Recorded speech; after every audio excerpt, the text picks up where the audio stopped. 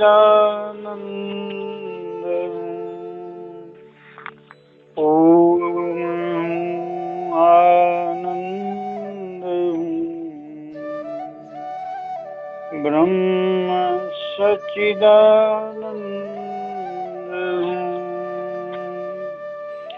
मेरे प्यारे मित्रों, सतगुरु भगवान त्यागपुरी जी महाराज के ज्ञान द्वारा आपका मन में जो भी अज्ञान है या आपके मन की अशांति के जो भी कारण हैं, उनके बारे में हमने बात की। मन का स्वभाव, मन में विकार, मन में अहंकार, मन में कर्तापन की भावना, मन में फलाकांक्षा की आकांक्षा, मन में दूसरों से उपेक्षाएं, दूसरों से आकांक्षाएं, दूसरों से सुख की चाह, अनर्थ की कमाई, दोष दृष्टि, धार्मिक भ्रांतियां व अन्य भ्रांतियां, देहाभिमान, मोह, बंधन और मन में स्मृतियां और मन में सब प्रकार के जो अज्ञान हैं, उन सब के बारे में बात की और अपना संत धर्म निभाते हुए मैंने पूरा अपना प्रयत्न किया कि आपका ज्ञान मिटाकर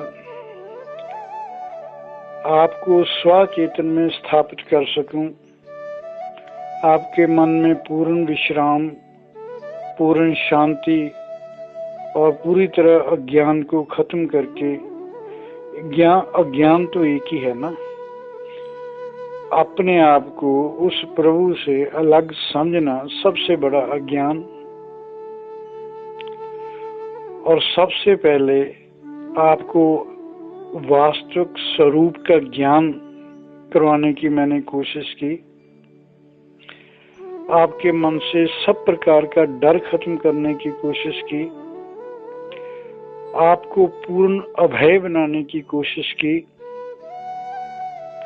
आपके आचरण से झूठ, फरेब, हेरा फेरी, बस सब प्रकार के विकार दूर करने की कोशिश की। आपको कर्म की सच्चाई, ईमानदारी व कर्म को पूरी निष्ठा व लगन से प्रभु की आज्ञा समझकर प्रभु के लिए पूर्ण समर्पण भाव से व कर्तापन के अहंकार से रहित होकर करने का तरीका समझाया।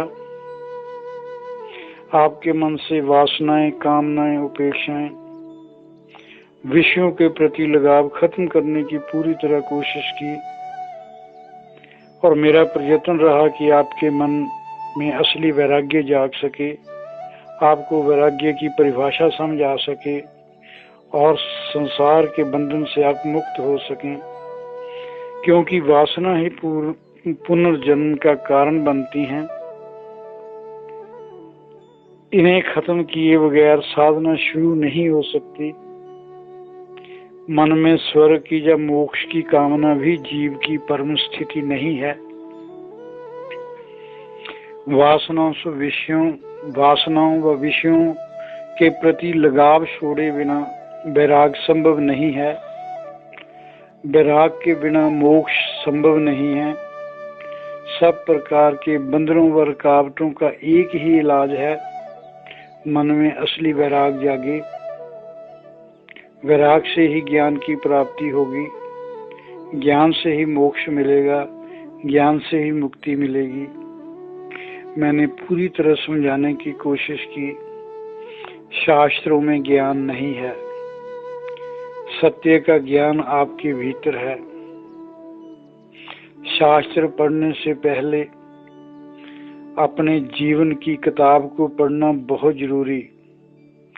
आत्मज्ञान के लिए अपने जीवन की किताब पढ़ने के लिए अपने आचरण में नम्रता, पूर्ण समर्पण, शरीर व मन के भावों से मुक्ति, सब प्रकार के बाहरी आडंबरों से मुक्ति, कर्तापन के अहंकार से मुक्ति व अपनी दृष्टि अपने ऊपर, अपने मन के ऊपर रखना बहुत जरूरी। फिर अपने में पूर्ण समर्पण के साथ, पूरी श्रद्धा के साथ और पूरे दृढ़ संकल्प के साथ सत्य को जानने का संकल्प प्रगाढ़ करने की जरूरत जो है उसके बारे में आपको समझाया। मैंने पूरी कोशिश की। संसारिक कामनाएं, बंधनों से भरा मन, अहंकार व कर्तापन के अहंकार से भरा मन कभी साधना के रास्ते पर नहीं चल सकता। इसे खाली करना जरूरी। खाली किए बगैर गुरु द्वारा दिया हुआ ज्ञान इसमें स्थायी तौर पर नहीं टिक सकता।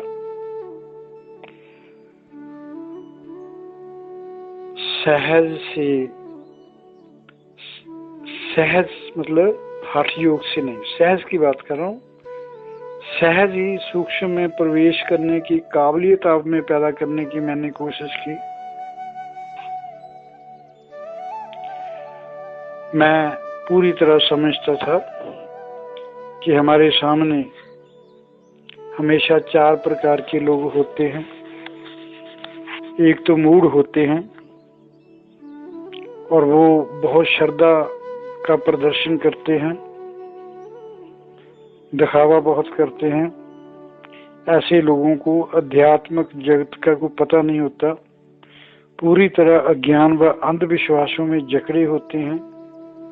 संसार के वासनों को ही परम उपलब्धि मानते हैं, हर जगह मन्नतें मांगते हैं, सब कुछ होते हुए भी सदा भिखारी बने रहते हैं। इनके लिए जीवन समस्या नहीं होती, परंतु अज्ञान व गलत दृष्टिकोण के कारण ही हमेशा समस्याओं व परेशानियों व चिंताओं से हमेशा घिरे रहते हैं। इनको ये कभी समझ नहीं आता कि गुरु तो सिर्फ मार्ग दिखला सकता है, उपलब्धि तो पात्रता आने पर ही हाथ आएगी, उससे पहले उपलब्धि नहीं हो सकती। दूसरी तरह के लोग होते हैं जिन्हें शास्त्रीय ज्ञान का बहुत अहंकार होता है, अपनी जाति व धर्म का बहुत अहंकार होता है, पर ऐसे लोगों की वास्तविक उपलब्धि बहुत कम होती है। मैं तो यहाँ तक कह दूं कि इनकी वास्तविक उपलब्धि ना होने के बराबर ही होती है, पर जो अपने आप को बहुत विद्वान साबित करने की हमेशा यत्न करते रहते हैं।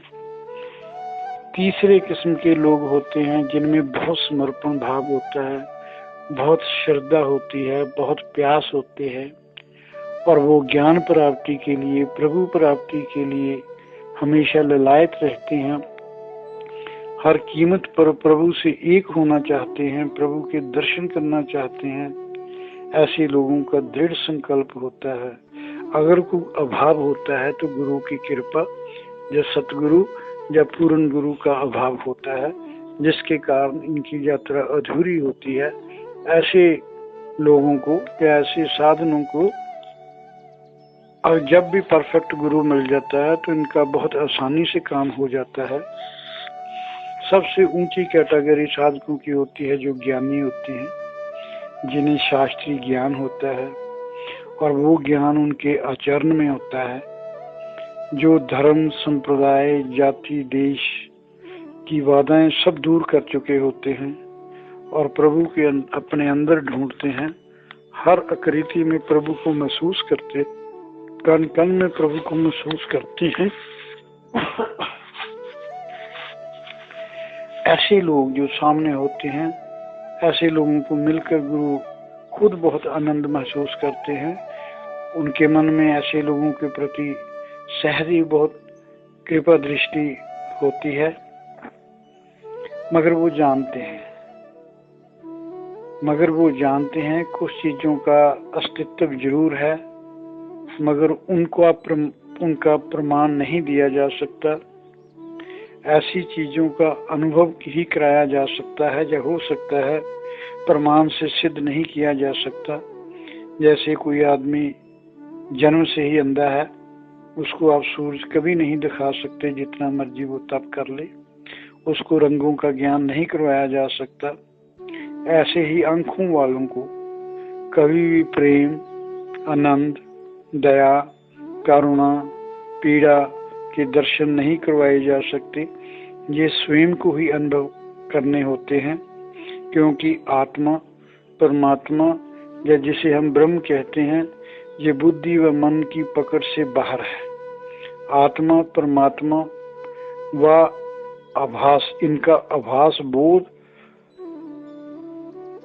चित्त की शून्य अवस्था में ही संभव है।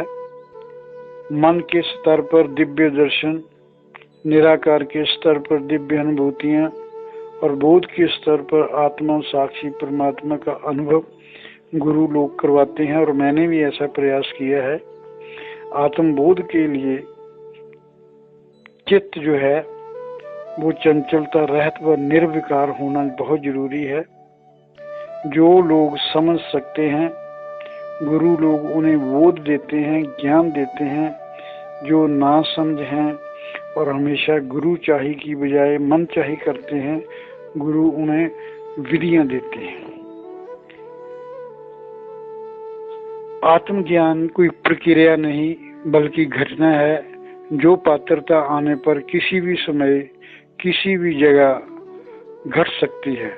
गुरु केवल ऐसी घटना को झेलने व समझने की तैयारी करवाता है। वह साधक को ऐसी नौका प्रोवाइड करता है जिसमें बैठकर संसार के बंधनों से मुक्त हुआ साधक परम सत्य में स्थापित हो सके।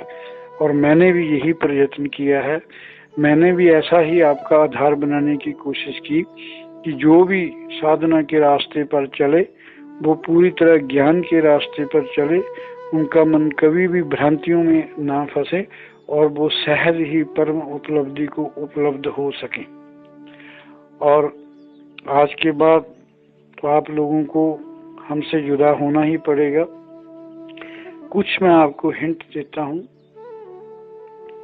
आप अपना थर्मामीटर आप ही बन सकते हैं। आपकी साधना कैसे चल रही है, ठीक चल रही है या नहीं ठीक चल रही, या आपकी ग्रोथ कैसे कैसे होगी, क्या क्या आपको अनुभव होंगे। मैं कुछ निजी अनुभव आपसे शेयर करना चाहता हूं, क्योंकि मैंने पहले ही आपको बताया कि हम कुछ भी नहीं छिपाएंगे। सारे रास्ते हम आपको बता देंगे। रास्ता चुनना और अपना ठीक से अपने आप को चेक करना कि कैसी चल रही है हमारी यात्रा, ऐसा मैं आपको बनाने की कोशिश करूंगा। क्योंकि साधना जिसकी ठीक चल रही है, उन साधकों को सिद्धि के लक्षण महसूस होने लगते हैं, वह कभी कभी दिखाई भी देने लगते हैं। जब आरंभ करते हैं, जब आपकी साधना बिल्कुल सही रास्ते पर चलती है, तो थोड़े ही महीनों के बाद जब भी आप ध्यान आरंभ करेंगे, एकांत में बैठेंगे और मन को एकाग्र करने की कोशिश करेंगे, तो सबसे पहले आपके सामने आपके गुरु का चेहरा या जिस भी इष्ट को सामने लेकर आप आराधना जिसकी करते हैं, उसका चेहरा आपको दिखाई देने लगता है। और मेरा तो ऐसा अनुभव है कि आप गुरु की मौजूदगी का एहसास, गुरु की दिव्य वाइब्रेशन, दिव्य ऊर्जा का एहसास करने लग जाते हैं। और ऐसे गुरु की ऊर्जा को महसूस करते ही मन आनंद से भर जाता है, वह चिंता मुक्त हो जाता है, अभय हो जाता है और मन एकाग्र हो जाता है, चिंता मुक्त हो जाता है। साधक स्वयं ही महसूस करने लगता है कि उसके विचारों में, उसके भावों में, उसकी वृत्तियों में परिवर्तन हो रहा है। साधक के जीवन में नई शक्ति, स्फूर्ति आने लगती है। वह उसके शरीर का रोम रोम शक्ति से भरने लगता है। आलस तो पूरी तरह जीवन से खत्म हो जाता है। आत्मविश्वास बढ़ने लगता है। आशा व विश्वास की लहरें सदा मन में हिलोरे लेती रहती हैं। मन आनंदित रहता है। विचार पवित्र व स्वच्छ होने लगते हैं। सभी प्रकार की निराशाएं खत्म होने लगती हैं और हमेशा एटीट्यूड जो है वो पॉजिटिव बना रहता है। उत्थान की कसौटी साधक के विचार होती है। जब आपकी साधना ठीक चल रही है तो आपके विचार जो है उसमें बहुत परिवर्तन आता है। जो कुविचार हैं, कुप्रवृत्तियां हैं, वो नष्ट हो जाती हैं। सर्वत्र के भाव, भले की कामना हमेशा मन में बनी रहती है। और सबसे बड़ी बात जो है, साधक के मन में आत्मनिरीक्षण की क्षमता पैदा होने लगती है। चरित्र में असाधारण परिवर्तन होने लगते हैं और दृष्टि जो है वो प्रभु दृष्टि बनने लगती है। प्रभु दृष्टि का मैंने बताया कि सब में वो प्रभु को महसूस करते हैं। हर चीज प्रभु ने बनाई है, प्रभु उसमें विराजमान है। और ऐसी भावना होते ही फिर मानसिक शांति व आनंद की लहरें हमेशा मन में उठती रहती हैं। और जितने भी अशांति पैदा करने वाले कारण हैं, वो सब उस पर प्रभाव नहीं करते। अशांति पैदा करने वाले कारणों की बात तो पहले हो ही चुकी, फिर भी कभी करेंगे। बहुत डिटेल में हमने बात की है। अशांति जो पैदा करने वाले जो कारण हैं, वो भी खत्म करने बहुत जरूरी है। हमने भी पूरी कोशिश की कि वो भी खत्म हो जाए।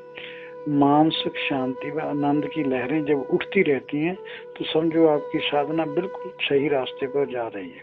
और जितने भी अशांति पैदा करने वाले कारण हैं, वो आपकी पर्सनालिटी पर कोई प्रभाव नहीं करते।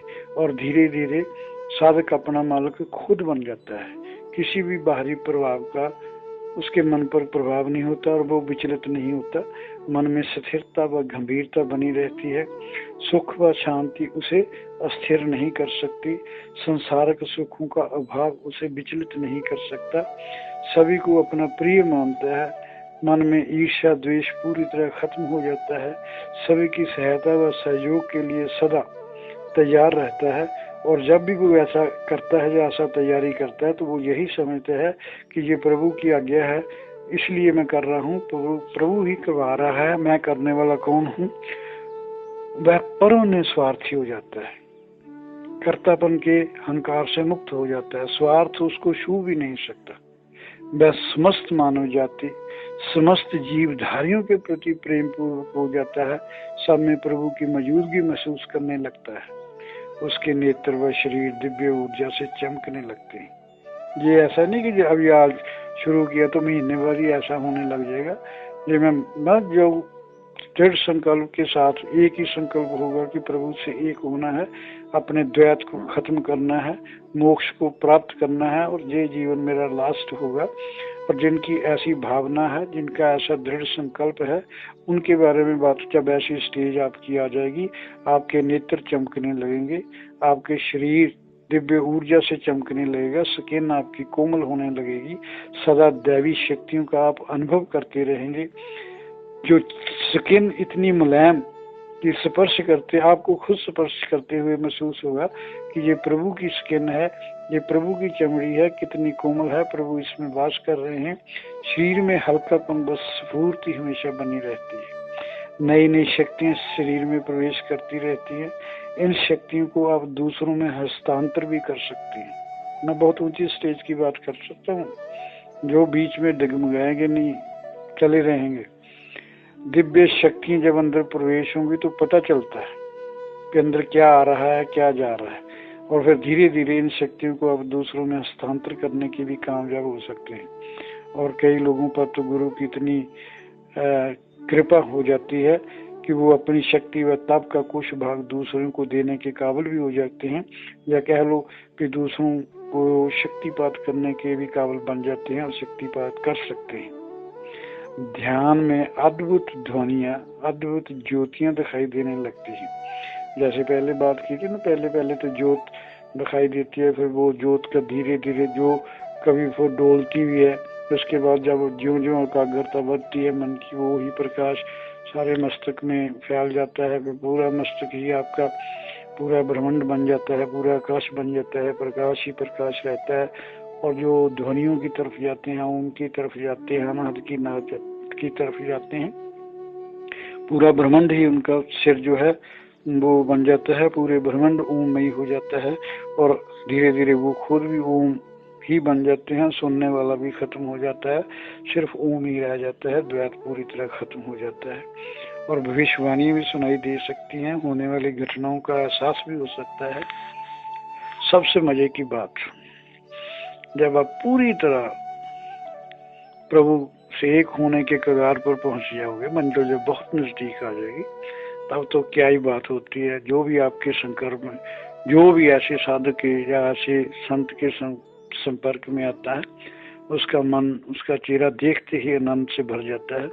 उसकी सारी चिंताएं, सारे दुख, सारा डर उसका खत्म हो जाता है।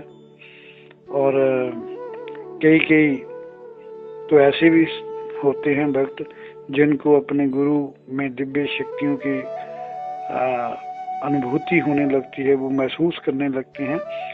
और जब वो अपने गुरु में दिव्य शक्तियों को महसूस करते हैं, तब वो कई बार अपनी मनोकामना को पूरा करने में भी कामयाब हो सकते हैं।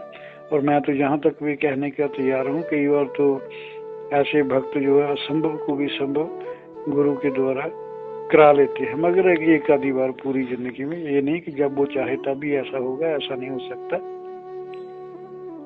ऐसे जो जहाँ तक पहुँच जाते हैं, उनको फिर किसी को आशीर्वाद देने की जरूरत नहीं रहती, उनकी मौजूदगी ही काफी होती है। उसे सब जगह ईश्वर ही दिखाई देने लगता है। सर्व खलिंदम ब्रह्म, सब गोविंद है, सब गोविंद है। फिर वो गुण गिनाते रहते हैं, ओम हूँ आनंद हूँ ब्रह्म सच्चिदानंद हूँ, ओम हूँ आनंद हूँ ब्रह्म सच्चिदानंद हूँ। कई बार आपने भगवान के मुखारबिंद से ये सुना होगा, और प्रभु से प्रार्थना है आगे भी उनके मुखारबिंद से आप ऐसा ज्ञान सुनते रहें।